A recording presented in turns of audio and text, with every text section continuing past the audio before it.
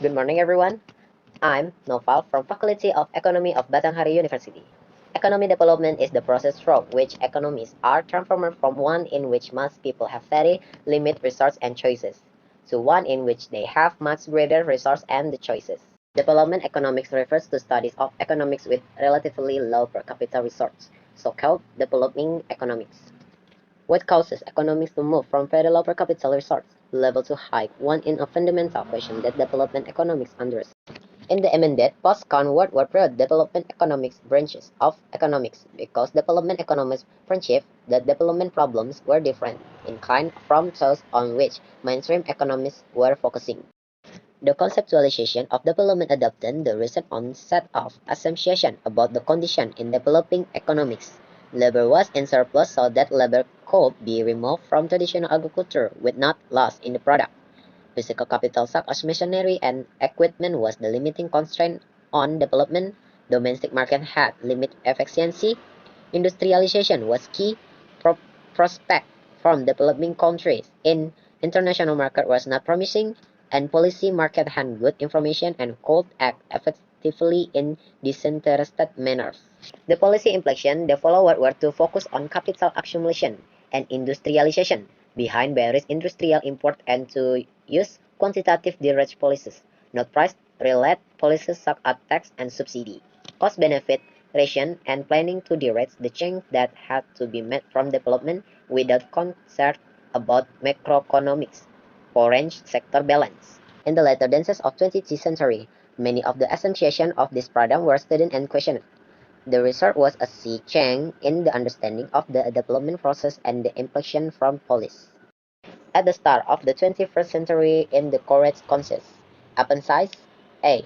The basic economic environment must be conducive for investment by having a stable macroeconomic environment with non-inflationary monetary policy, physical restraint, and international balance, and institutions such as private property right and a just legal system that prime investors to have reasonable expansions of reaping much the gain from their investment.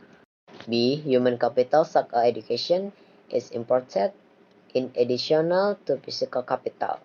C.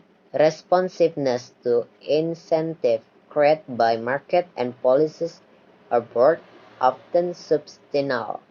D. Information problems are perceived in a rapidly changing world, so institution and mechanisms are desirable that induce individual and firms to operate in social desirable was even if policymakers cannot closely monitor them.